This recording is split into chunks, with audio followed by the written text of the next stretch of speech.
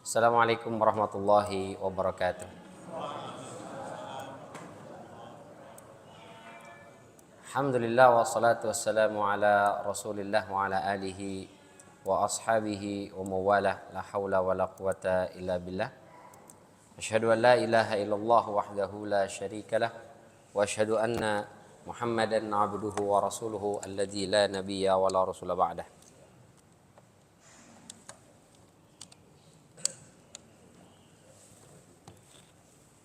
Amma ba'd, fa inna asdaqal hadithi kitabullah wa khairal hadi hadi Muhammadin sallallahu alaihi wasallam. Allahumma akhrijna min zulumatil waham waftah lana abwabal ilm wa akrimna binuril faham wa sahhil akhlaqana bil hilm. Allahumma la sahla illa ma ja'altahu sahla wa anta taj'alul hazna idza syi'ta sahla bi rahmatika ya arhamar rahimin. Bapak Ibu hadirin sidang jamaah salat subuh rahimani wa rahimakumullah. Alhamdulillah segala puja puji serta syukur selalu dan senantiasa kita panjatkan kehadirat Allah Subhanahu wa taala. Mudah-mudahan kita semua selalu berada dalam inayah hidayah dan taufik dari Allah Subhanahu wa taala sehingga bisa terus istiqomah berada dalam ketaatan kita kepadanya hingga akhir hayat kita kelak insyaallah. Salawat beriring salam tak lupa kita sampaikan kepada junjungan kita Nabi besar Muhammad sallallahu alaihi wasallam, kepada keluarga beliau, kepada para sahabat beliau dan juga kepada para pengikutnya, yang mudah-mudahan kita semua masuk ke dalam barisan pengikut Rasulullah sallallahu alaihi wasallam, yang mudah-mudahan besok di yaumul qiyamah kita semua bisa mendapatkan syafaat dari beliau. Amin ya rabbal alamin. Bapak Ibu hadirin rahimani wa rahimakumullah. Di kesempatan pagi yang mulia ini insyaallah kita berbicara tentang bulan Sya'ban yang merupakan bulan istimewa. Jadi dia bukan bulan mulia tapi istimewa. Kalau bulan mulia ada 5, 4-nya bulan haram yaitu Muharram, Dzulqa'dah, Dzulhijjah, Muharram dan Rajab. Ini adalah bulan-bulan mulia. Ditambah satu lagi Ramadan. Apa itu mulia? Maksudnya kalau kita melakukan ketaatan di bulan tersebut, pahalanya dilipat gandakan, melebihi amalan yang kita lakukan di luar 5 bulan tadi. Sya'ban itu tidak termasuk ke dalam bulan-bulan mulia, tapi dia istimewa. Kenapa istimewa? Karena Nabi tidak pernah puasa sampai 1 bulan full selain Ramadan kecuali di bulan Sya'ban. Bulan Muharram memang mulia, Rasul puasa di sana, tapi nggak ada puasa sampai full 1 bulan. Di bulan Dzulqa'dah, Dzulhijjah mulia itu bulan, tapi Rasul nggak pernah puasa full 1 bulan. Bulan Rajab begitu juga. Cuma di bulan Sya'ban lah selain Ramadan Rasulullah puasa sampai 1 bulan full. Berarti ini bukan mulia tapi istimewa karena Rasul sampai puasa 1 bulan. Maka Usama bin Zaid radhiyallahu anhu bertanya kepada Rasulullah, "Ya Rasul, aku tidak pernah melihat engkau puasa selama 1 bulan lebih banyak daripada puasamu di bulan Sya'ban. Kenapa? Apa istimewanya?" Apa jawab Nabi sallallahu alaihi wasallam? Kata beliau, "Dzalika syahrun yaghfulun nasu anhu baina Rajab wa Ramadan wa huwa syahrun turfa'u fihi al-a'malu ila rabbil alamin fa uhibbu an yurfa'a 'amali wa ana sha'im." Kata Rasul sallallahu alaihi wasallam, kenapa Sya'ban itu aku puasa full 1 bulan? Kata beliau, karena ini adalah bulan di mana manusia banyak yang lalai karena terletak antara 2 bulan mulia, antara Rajab dan Ramadan. Orang sudah gegap gempita mengejar ibadah, mengejar pahala, mengejar kemuliaan di Rajab dan siap-siap mengejar lagi di bulan Ramadan. Maka Sya'ban jadinya Harpitnas, hari kejepit nasional antara 2 bulan mulia. Itu karenanya banyak manusia yang lalai. Padahal kata Nabi sallallahu alaihi wasallam, wa huwa syahrun turfa'u fihi al-a'malu ila rabbil alamin. Padahal bulan Sya'ban ini adalah bulan di mana catatan amal kita disetor kepada Allah Subhanahu wa taala. Jadi ada report tahunan. Kita ini selama hidup di dunia ada 3 report. Yang pertama report harian, yang kedua report pekanan, yang ketiga report tahunan. Bulanan sebagian ada mengatakan bulanan, cuman kami belum menemukan hadis secara sharih menyebut itu adalah report bulanan. Kapan report harian? Surat Al-Isra ayat 78. Kata Allah, wa Qur'anal fajri, inna Qur'anal fajri kana mashhuda. Dan salat subuh, karena sesungguhnya salat subuh itu mashhuda, disaksikan. Apa makna disaksikan? Kata Ibnu Abbas, sholat subuh ini disaksikan 2 malaikat. Malaikat sip malam dengan malaikat sip siang. Jadi kita ini diawasi oleh 2 malaikat yang bertugas mengumpulkan catatan-catatan perbuatan kita. Ada yang mengumpulkan catatan amal selama 1 malam, ada yang mengumpulkan catatan amal selama 1 siang. Nah, nanti ada pergantian shift. Kapan pergantian shiftnya? Waktu subuh. Malaikat yang mencatat amal kita dari malam hari itu tidak pergi meninggalkan kita kecuali ketika kita sedang sholat subuh. Malaikat shift siang itu datang menemui kita ketika kita sholat subuh. Nah, nanti malaikat shift malam selesai lapor kepada Allah Subhanahu wa taala. Allah tanya, "Kaifa tarakta 'abdi?" Malaikat, kamu jagain siapa? Si fulan ya Allah. Begitu kau kesini, kau tinggalin dia lagi ngapain? Taraktuhu wa huwa yusalli. Saya tinggalin dia lagi sholat. Sholat apa? Subuh. Nanti malaikat sip siang ditanya lagi oleh Allah, kamu ngawasin siapa? Si fulan ya Allah. Begitu kau datang, dia lagi ngapain? Dia lagi sholat subuh ya Allah. Masya Allah. Laporan 2 malaikat itu bagus semua tuh, karena kita sedang subuh. Tapi ini subuh-subuh yang on time ya. Kalau subuhnya sudah injury time, malaikat malam kelamaan nungguin. Udah jam 6 baru sholat subuh. Nah, itu udah gak ditungguin sama malaikat malam. Kalau malaikat siang ketemu, malaikat malam enggak ya. Itu 1. Report harian. Yang kedua, report pekanan, yaitu hari Kamis. Rasul ditanya, ya Rasul kenapa engkau puasa hari Kamis? Kata Rasulullah, hari Kamis ini adalah waktu di mana amal-amal kita disetor kepada Allah setelah 1 pekan.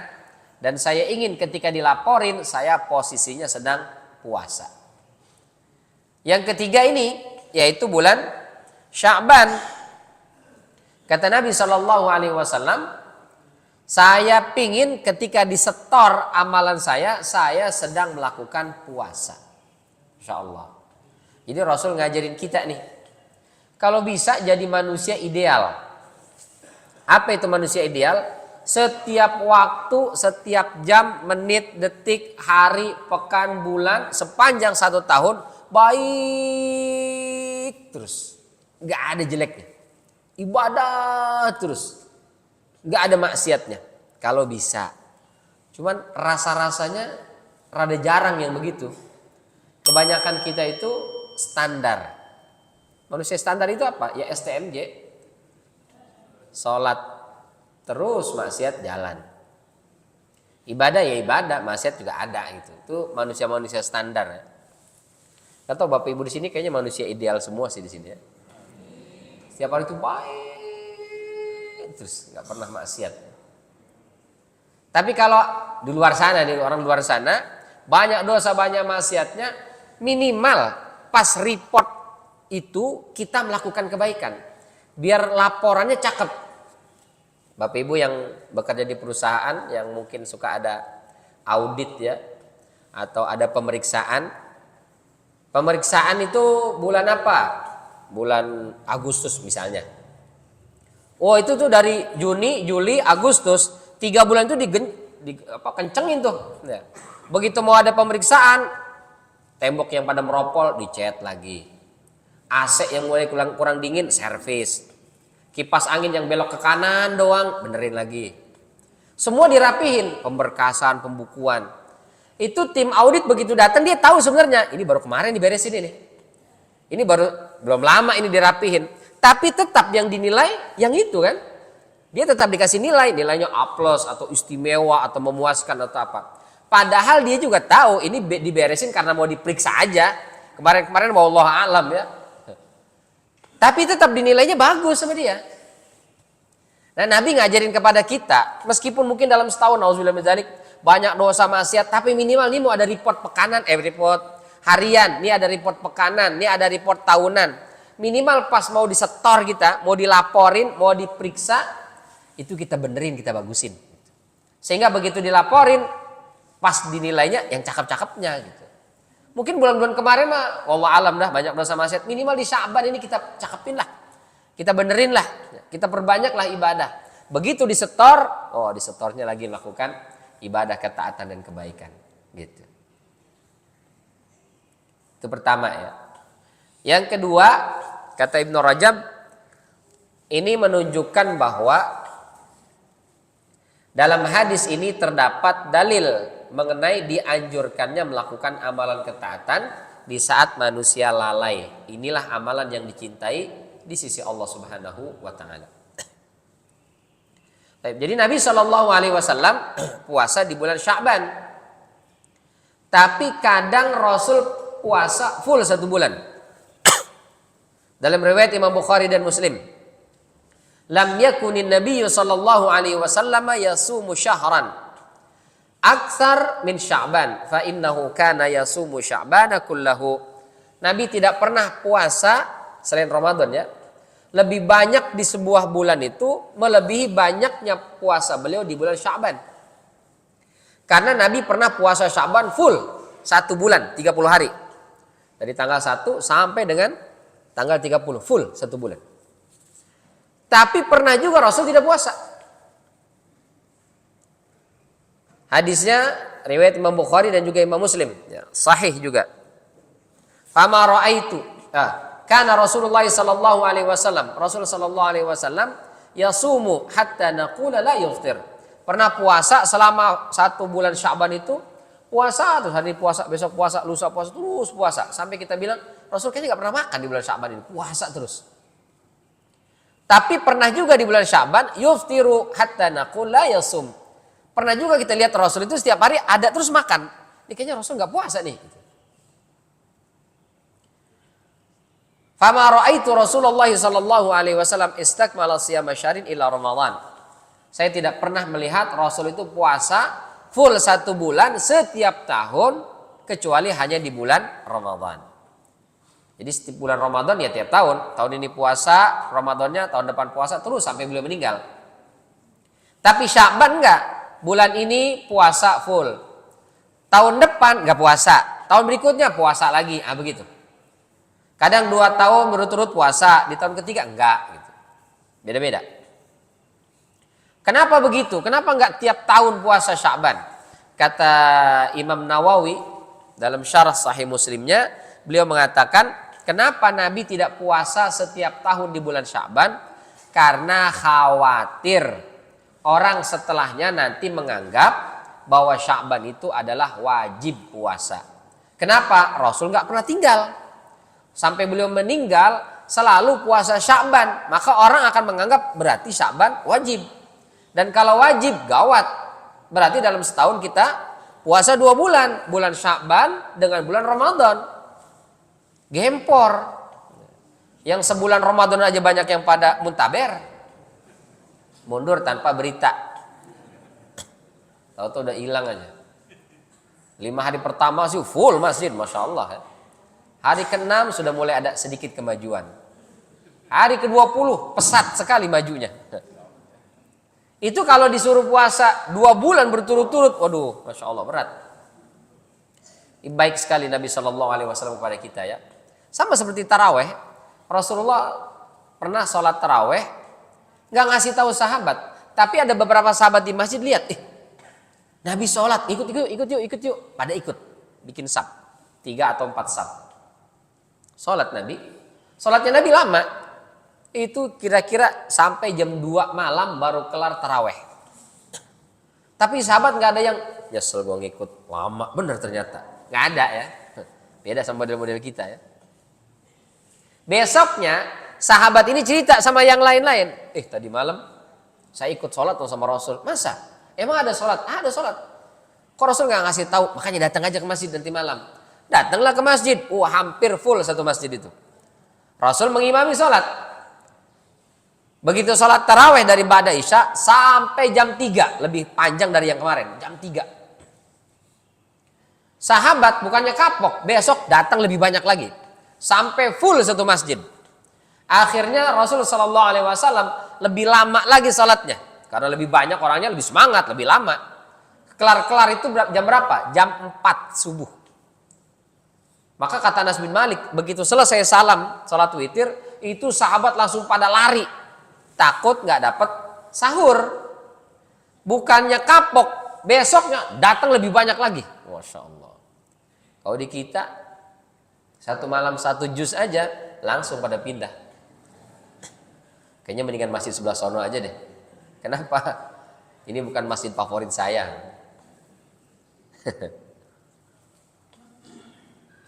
Begitu malam keempat sudah full, jamaah semua nungguin, Rasul tidak keluar. Sampai jam 10 malam, sahabat nungguin, Rasul nggak keluar. Terus sampai subuh, Rasul sama sekali tidak keluar. Maka kata Ibunda Aisyah, ya Rasul, ini orang sudah nungguin banyak di masjid. Kenapa engkau tidak keluar mengimami mereka? Kata Rasulullah, kalau tiap malam saya imami sholat taraweh, khawatir nanti setelah ini, setelah saya meninggal, orang akan menganggap taraweh wajib hukumnya. Kalau wajib, berarti nggak sholat taraweh dosa. Kalau nggak dosa, banyak benar kita yang benar berdosa, Pak, Bu. Insya Allah. 5 hari pertama sih full, alhamdulillah. Sampai beberapa masjid itu sewa tenda. Gak cukup sewa tenda. Tapi nyewa tenda buat 5 hari aja. Kata tukang tenda, loh ini nyewa tenda di masjid buat apaan ya Pak? Buat sholat taraweh. Kenapa nyewanya cuma 5 hari? Kan taraweh 30 hari. Memang tarawehnya 30 hari. Kepake tendanya 5 hari aja. Selebihnya gak kepake, gak usah. Padahal ya tadi kalau Nabi SAW, Masya Allah para sahabat luar biasa ya, sholat taraweh ikut Rasul sampai lewat pertengahan malam. Masya Allah. Kita sih setengah jam lah ya. 1 jam itu udah diprotes itu. Ya amat tausiah 40 menit lah. 40 menit, 45 menit ya. Itu pun kalau Ustadz tausiahnya kelamaan udah kasih tahu dah. Jangan lama-lama ya. Berarti kita standar apa ideal? Standar orang ya rata-rata begitu. Apa hikmah puasa Sya'ban? Pertama, kata Ibnu Rajab Al-Hambali, hikmah puasa Sya'ban adalah Rasul mengajarkan kepada kita bisa mendapat keistimewaan meskipun bukan di momentum yang mulia. Kalau tadi bulan Ramadan, bulan Rajab, bulan Muharram, Dzulhijjah, Dzulqa'dah itu bulan mulia. Kita melakukan amalan di bulan-bulan ini otomatis pahalanya dilipat gandakan melebihi amalan yang kita lakukan di bulan yang lain. Tapi ada momentum di mana dia bukan mulia tapi istimewa. Kita bisa mendapatkan juga kemuliaan dan keistimewaan itu. Kapan itu? Kita beribadah di saat manusia kebanyakan lalai.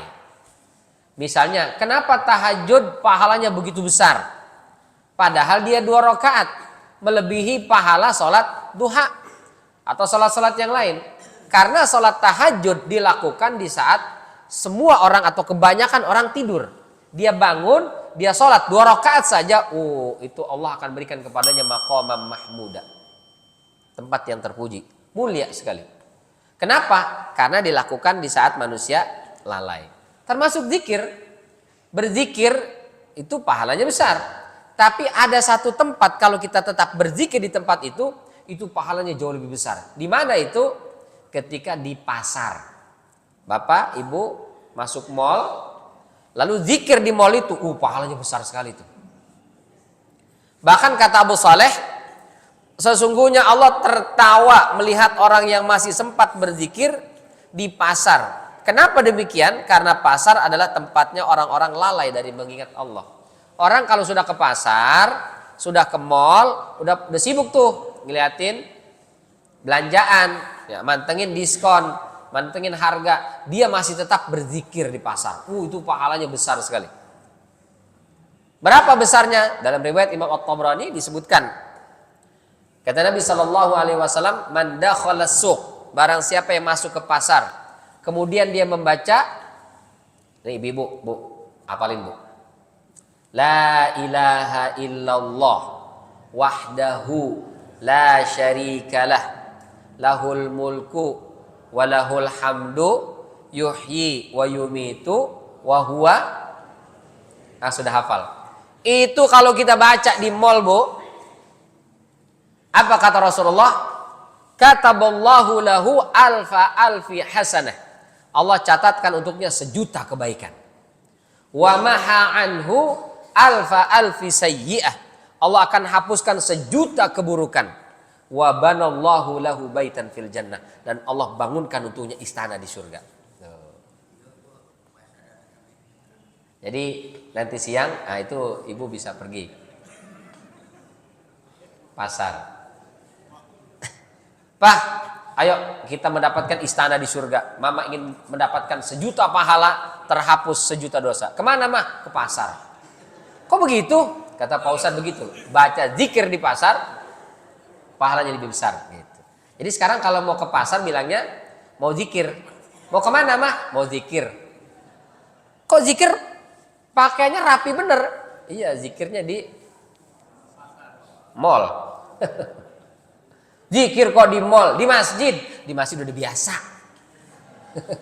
Di mall yang luar biasa. Nah, ini keutamaan ya.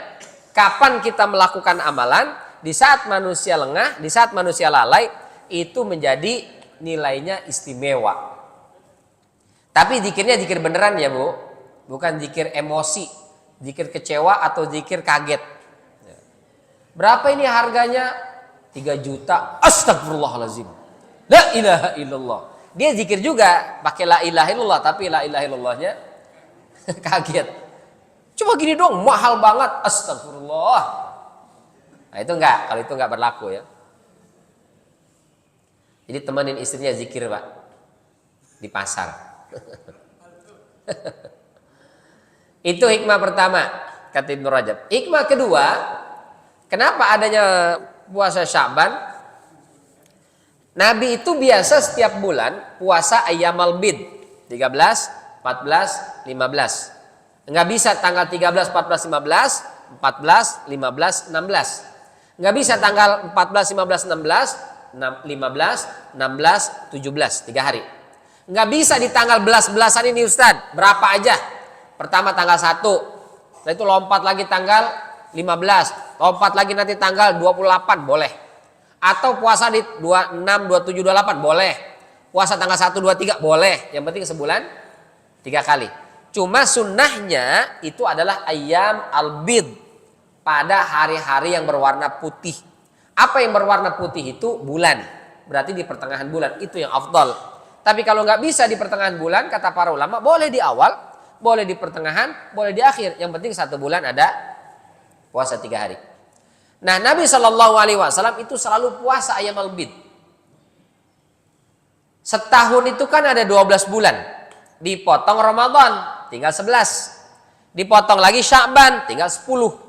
Berarti kalau orang puasa ayyam al-bid selama 10 bulan, totalnya berarti 30 hari.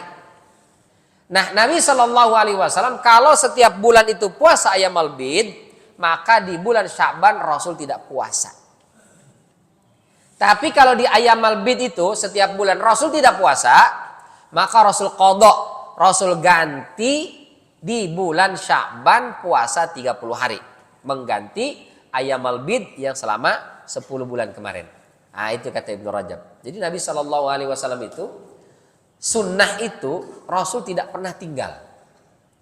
Kalau kita karena sunnah kita sering tinggal. Kenapa nggak sholat Pak? Cuma sunnah doang Ustaz. Kenapa nggak sholat ini bu? Kan cuma sunnah. Kalau kita itu sunnah, kita tinggal. Nabi itu sunnah itu nggak pernah tinggal. Kalaupun pernah tinggal, Rasul qadha. Misalnya tahajud. Memang khilaf di antara ulama. Ada sebagian yang mengatakan tahajud itu kan Allah katakan nafilatan laka wa minal laili fatahajjad bihi nafilatan laka. Dan dari sebagian malam sholat tahajudlah. Tahajud itu nafilah, tambahan untukmu. Apa makna tambahan? Sebagian ulama mengatakan maknanya tambahan kewajiban. Kalau kita sehari semalam wajib sholat 5 waktu, subuh, zuhur, asar, maghrib, isya. Rasul plus 1 lagi tahajud, maka 6. Sebagian lagi mengatakan enggak, tambahan di situ maknanya sunnah, bukan wajib. Tapi Nabi SAW tidak pernah tinggal. Pernah Rasul SAW kesiangan. Kalau tidak salah pas perang Tabuk gitu ya. Tidur kesiangan, jangankan tahajud, subuh aja lewat. Padahal kata Bilal, gak apa-apa ya Rasul, tidur aja, nanti saya yang bangunin, aman. Rasul sama para sahabat tidur, karena kata Bilal, aman. Ternyata Bilal juga ketiduran. Bangun-bangun sudah keluar matahari. Maka langsung kata Rasulullah, langsung mengajak pindah dari tempat itu, karena tempat itu banyak setan ya kata Rasulullah. Pindah, setelah itu merintahkan kepada Bilal untuk azan, lalu sholat subuh, meskipun matahari sudah keluar. Nah, ini namanya sholat qadha ya, qadha. Boleh kita mau qadha, boleh. Ya.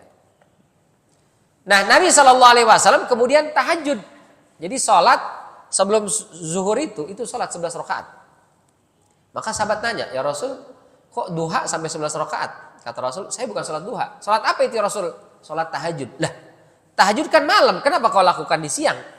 Tadi malam saya nggak sempat tahajud karena ketiduran. Maka saya qadha siang ini. Boleh Pak mengqadha tahajud. Buat siapa? Buat orang yang setiap malam terbiasa tahajud. Dan namanya qadha sesekali. Bukan tiap hari. Tiap hari bukan qadha namanya itu. Qadha itu sesekali aja. Jadi dia biasa tiap malam itu selalu tahajud. Karena saking lelahnya atau ada kesibukan sampai tak sempat tahajud. Maka dia boleh qadha di siangnya. Begitu juga sholat rawatib. Qobliyah ba'diyah tuh. Boleh juga. Nabi pernah ba'da asar sholat. Sahabat kaget. Rasul, bukannya engkau larang sholat setelah asar. Jadi ada hadis. Kata Salman Al-Farisi, kami dilarang oleh Rasulullah SAW sholat pada 3 waktu. Kapan itu? Setelah subuh sampai masuk waktu syuruk. Yang kedua, pas matahari di atas kepala kita itu. Jadi kalau kita berdiri, bayangan kita pas di bawah badan kita, nggak boleh sholat, terlarang. Yang ketiga, ba'da asar sampai maghrib, nggak boleh sholat.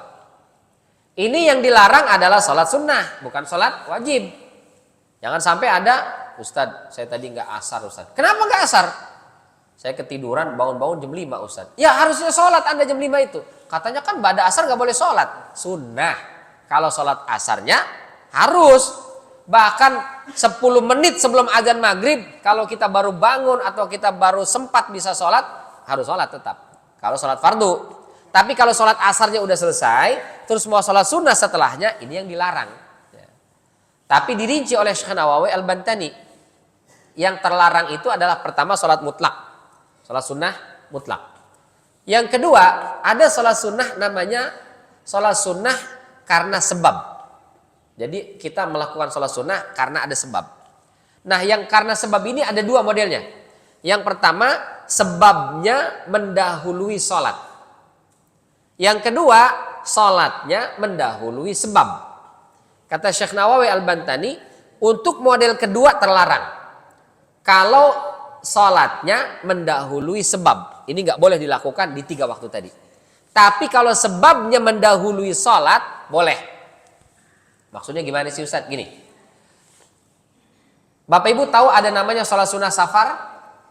Kita mau melakukan safar, mau berangkat umroh, mau pulang kampung, itu ada namanya sholat sunnahnya. Sholat sunnah safar. Itu kita lakukan safar dulu baru sholat atau sholat dulu baru safar? Sholat dulu baru safar. Berarti sholatnya mendahului sebab. Kenapa Anda sholat? Karena safar. Kapan safarnya? Entar, setelah sholat. Berarti ini sholat mendahului sebab. Tidak boleh dilakukan di 3 waktu. Saya mau keluar kota Ustadz, flightnya jam 6:15. Saya jam setengah 6 sholat sunnah safar, boleh apa enggak? Kata Syekh Nawawi Al-Bantani, enggak boleh. Ini termasuk di waktu terlarang, ba'da subuh sampai syuruk, enggak boleh. Atau flight perjalanan jam 6 sore, maka jam setengah 6 atau jam 5 saya sholat sunnah safar. Kata Syekh Nawawi Al-Bantani, enggak boleh. Karena itu waktu terlarang. Kenapa? Karena sholatnya mendahului sebab. Sekarang kalau model kedua, sebabnya mendahului sholat, maka ini boleh. Apa contohnya? Sholat sunnah mengiringi wudhu. Wudhu dulu baru sholat, apa sholat dulu baru wudhu? Wudhu dulu baru sholat. Maka ini boleh, nggak apa-apa. Di waktu asar atau ba'da subuh. Apalagi misalnya, sholat sunat tahiyatul masjid. Kita sholat dulu baru masuk masjid, apa masuk masjid dulu baru sholat? Masuk dulu ke masjid baru sholat. Misalnya Bapak Ibu ikut kajian, ada kajian ba'da asar atau kajian seperti ini ba'da subuh, Ibu sholatnya, Bapak sholatnya di masjid lain, lalu ingin ikut kajian, datang masuk masjid sholat sunnah tahiyatul masjid dulu baru duduk dengerin kajian, boleh. Kenapa? Sebabnya mendahului sholat. Apalagi sholat sunnah jenazah, sholat jenazah.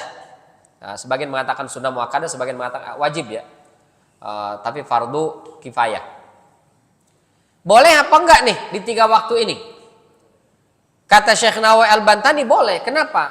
Kita kalau sholat jenazah, orangnya mati dulu kita sholatin atau kita sholatin dulu baru mati? Udah mati dulu dong.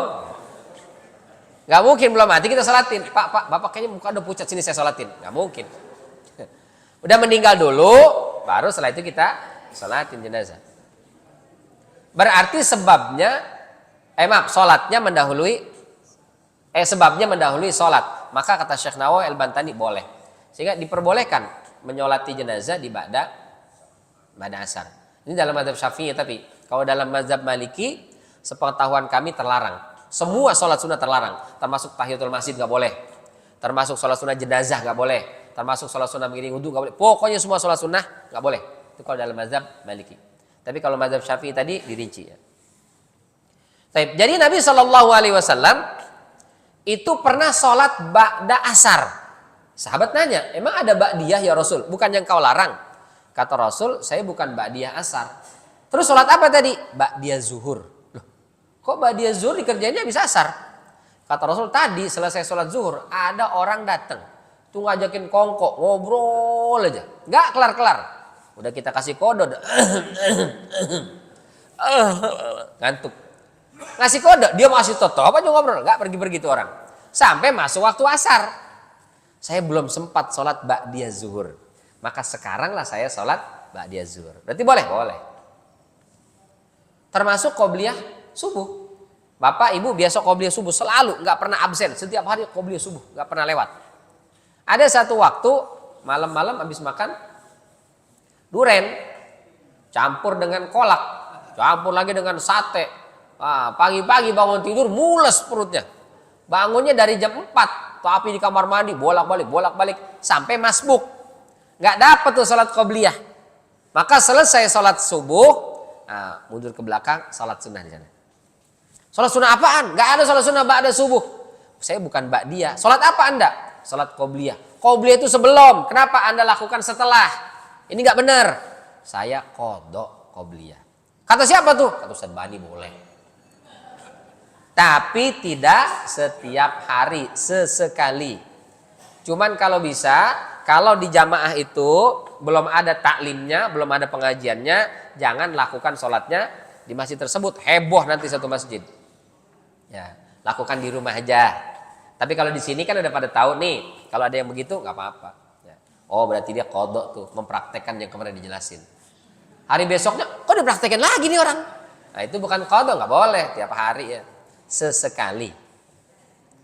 Nah begitu Nabi SAW kata Ibnu Rajab, selalu puasa ayyamal bid. Kalau tidak puasa, maka beliau qadha di bulan Sya'ban. Gitu. Berarti kemudian sahabat tahu, Oh, tahun ini Rasul Sya'ban full 1 bulan, berarti kemarin ayamal bidnya tidak puasa. Oh, Rasul sama sekali tidak puasa di bulan Sya'ban tahun ini, berarti kemarin ayamal bidnya semua puasa. Baik, selanjutnya puasa di bulan Sya'ban hikmahnya adalah sebagai bentuk latihan atau pemanasan sebelum memasuki bulan Ramadan. Kayak olahraga, kita kalau mau olahraga badminton kah, pingpong kah, atau bahkan golf, itu sebelum olahraga itu ada pemanasan atau enggak? Ada ya. Golf yang kelihatannya cuman ya ilah itu ada keluar keringat enggak sih? Kayaknya gitu. Kan tetap juga ya ada pemanasan. Begini-begini segala macam. Karena kalau enggak bisa terkilir dia, bisa saraf kejepit, bisa spot jantung, bisa sampai meninggal, nauzubillah min dzalik. Maka itu sebelum olahraga ada pemanasan supaya apa? Begitu dia melakukan olahraga, dia bisa lakukan dengan maksimal, tidak kecapean dan tidak kelelahan. Begitu juga Ramadan, kata Ibnu Rajab. Mohon maaf Bapak Ibu, Ramadan ini ibadah 1 bulan full sebenarnya berat dia. Maka bahasa ayatnya itu ayyamam ma'dudat. Kenapa Allah sebut ayyamam ma'dudat?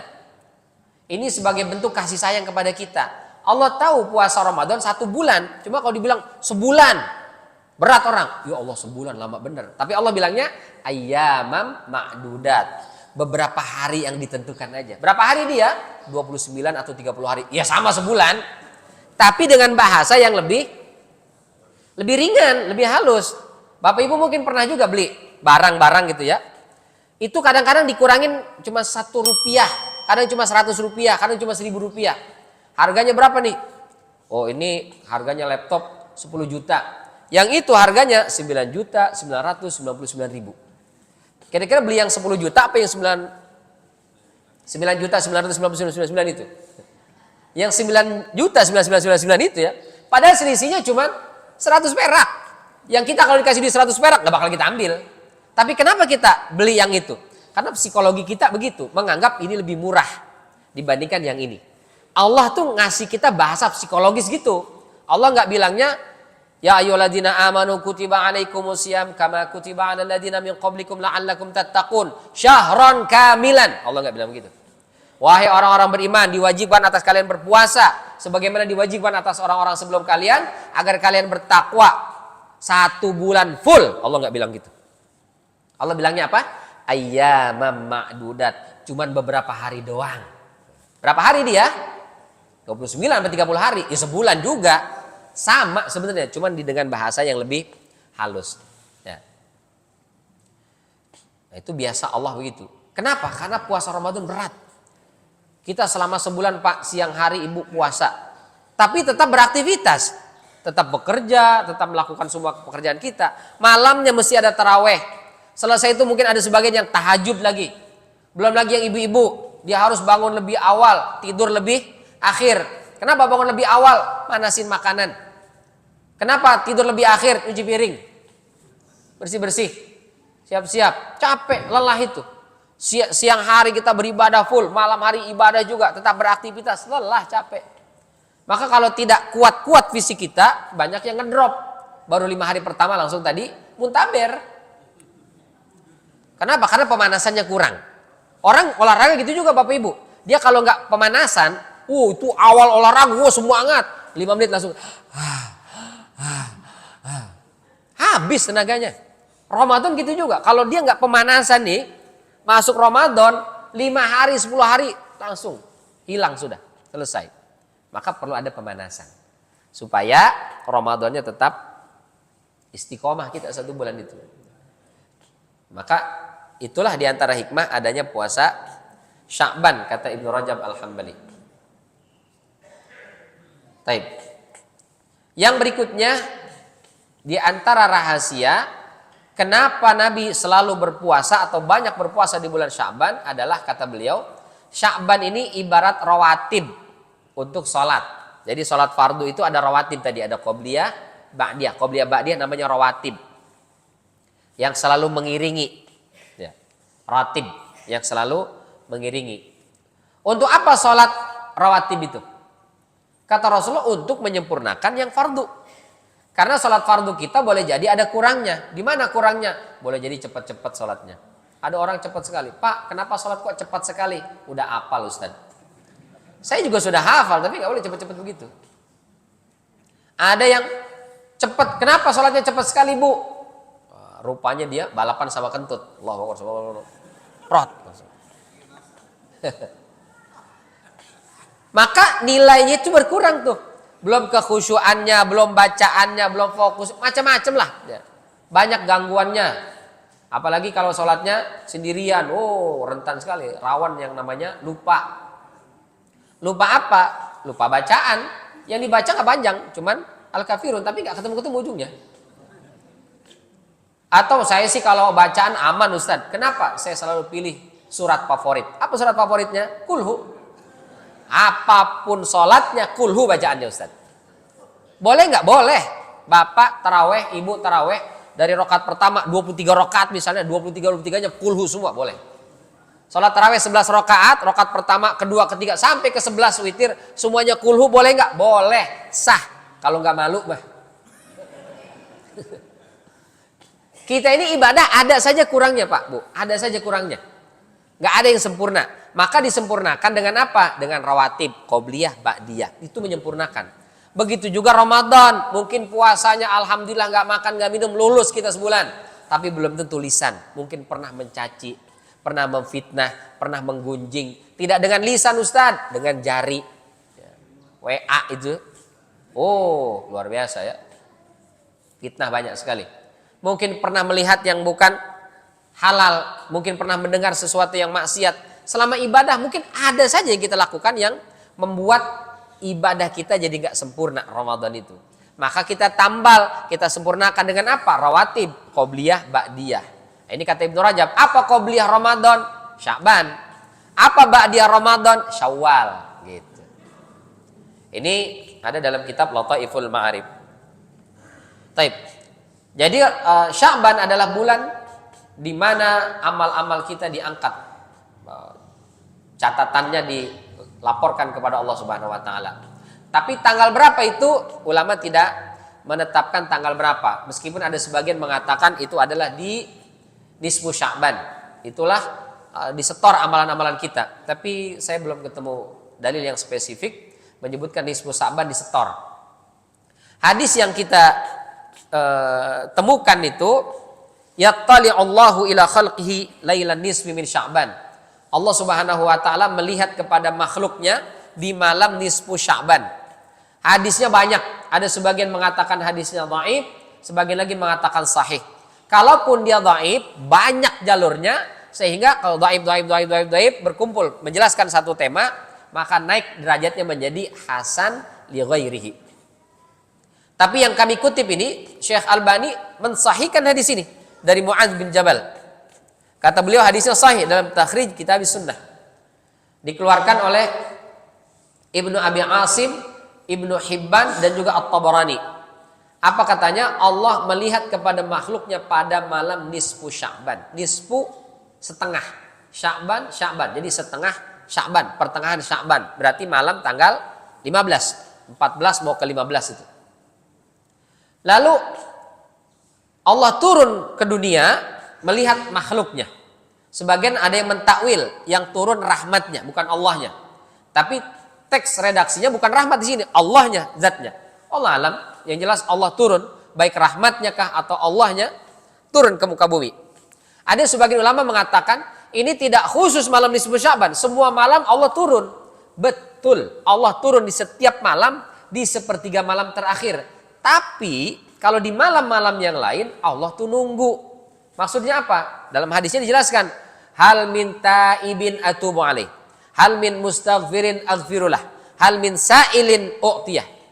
Adakah yang bertobat, aku terima tobatnya. Adakah yang bangun di malam ini, mohon ampun kepadaku, aku ampuni dia. Adakah malam ini yang bangun lalu minta sesuatu kepadaku, aku berikan permintaannya. Berarti Allah nungguin.